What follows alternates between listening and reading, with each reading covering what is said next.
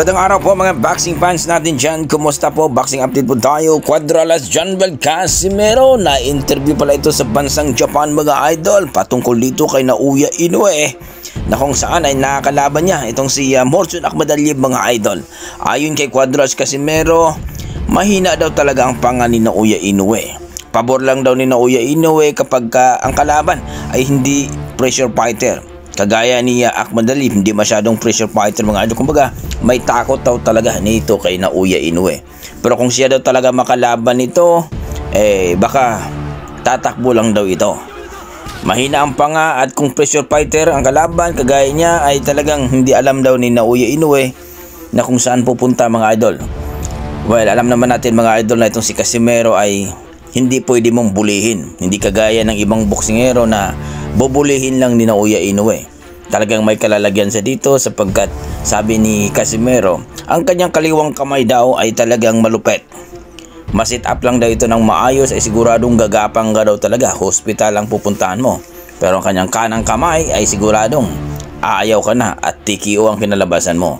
Kaya marami nagsasabi mga idol na kung magpapakitang gilas itong si Casimero at manalo dito sa laban ni Kamida, sigurado na daw itong si Naoya Inoue ay lalabanan itong si Casimero mga idol dahil gigil na daw itong si Naoya Inoue kay Casimero. Gusto daw ipahiya ito sa bansang Japan dahil lagi na daw itong binubuli ni Casimero itong si Naoya Inoue. Well mga idol, parehong malakas yan.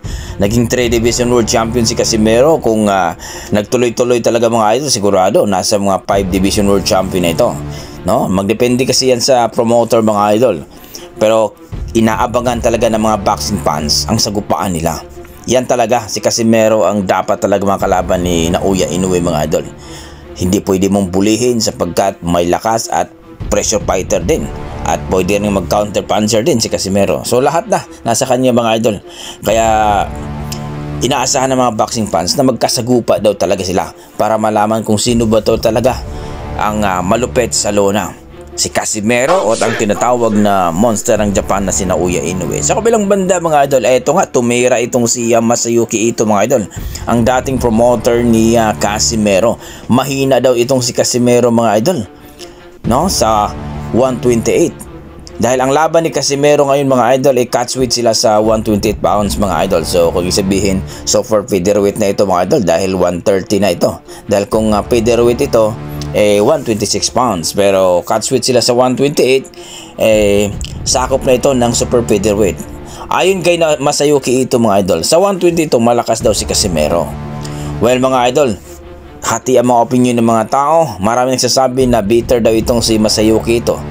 Dahil kung maalala yung mga idol, ayon sa ating pinakakatiwalang source, pinapirma itong si Casimero ni Masayuki Ito. Pero depende na daw ni Casimero kung pipirma uli. Kung maalala nyo mga idol, rank number 3 na si Casimero sa WBO. Isang laban na lang ni Casimero mga idol maging rank number 1 na yun. Pero isang taon hindi siya napalaban mga idol.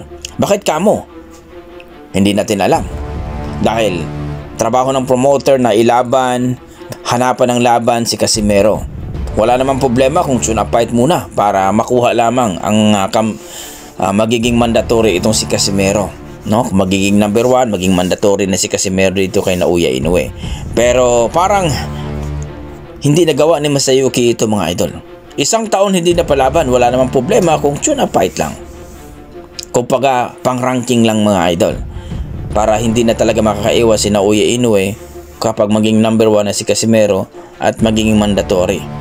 Pero hindi nangyari mga idol. Isang taon hindi napalaban si Casimero kaya binaba siya sa ranking, no? Sa WBO at naging rank number 6 na lang ito. Kaya mga idol, kung ikaw si Casimero, pipirma ka ba uli dito kay Masayuki Ito? Kaya naghahanap si Casimero mga idol ng ibang promoter na pwede siyang ilaban o malaking laban dapat. Pero yung responsibilidad ni Casimero dapat na magampanan na kunin niya ang tamang timbang mga idol. So kayo mga idol, ang masasabi niyo dito? Maraming salamat mga idol. Ingat po kayo lagi.